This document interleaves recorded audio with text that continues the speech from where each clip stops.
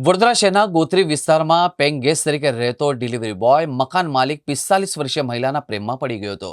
એ મહિલા સાથે લગ્ન કરવા માંગતો, જો કે મહિલાએ તેને ઘર ખાલી કરીને જતા રહેવાનું કહેતા ડિલિવરી બોય ઉશ્કેરાયો હતો અને મહિલાને ધમકાવી તેમની પાસેથી રૂપિયા 2 લાખની ખંડણી માંગવા લાગ્યો હતો। ત્યારે ગોત્રી પોલીસે આરોપીને છટકું ગોઠવીને પકડી પાડી કાયદેસરની કાર્યવાહી હાથ ધરી હતી।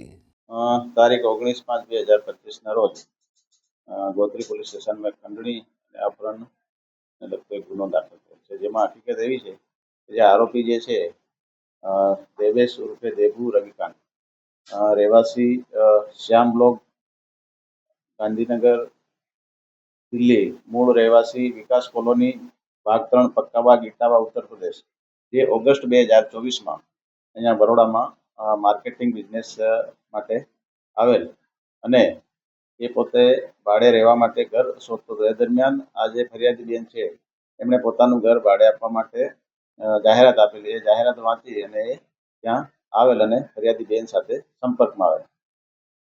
ત્યારબાદ આ આરોપીને જ્યારે ત્યાં રહેવા લાગ્યા અને પૈસાની જ્યારે જરૂર હોય ત્યારે ફરિયાદી બેન એને મદદ કરતા હતા અને ક્યારેક એમને જમવાનું પણ બનાવી આપતા હતા। એ રીતે એમની વચ્ચે એક ફ્રેન્ડશિપ થયેલ।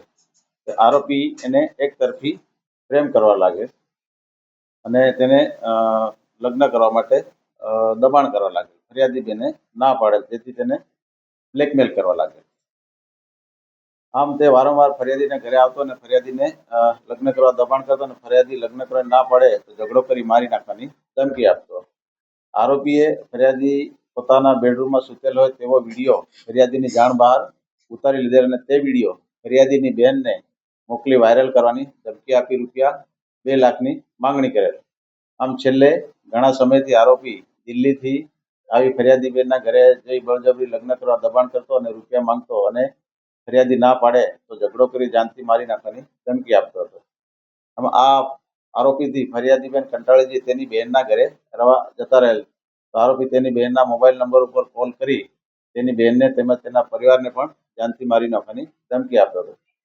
આ બધી વાતથી કંટાળી અને તારીખ 19/5/2025ના રોજ આરોપી સવારના આ ફરિયાદી બેનના ઘરે જઈ બેલ મારી જતો રહે અને કોલ કરી મળવા આવવા દબાણ કરતો હોય, જેથી ફરિયાદી બેન ગોત્રી પોલીસ સ્ટેશન આવી અને પીઆઈને આ બધી હકીકતની જાણ કરી, જેથી પીઆઈ RN પટેલ અને તેમની ટીમે તાત્કાલિક આના ઉપર એક્શન લઈ અને વ્યૂહરચના ગોઠવી અને આ જે આરોપી છે એને હરિનગર બ્રિજ નીચે મળવા માટે બોલાવેલ અને ત્યાં આપણે પોલીસ સાદા વેશમાં ગોઠવાઈ ગઈ અને જેવો ફરિયાદી આવી અને મોટરસાઇકલ પર બેસાડી અને ભાગો જતા એને પકડી લીધેલ।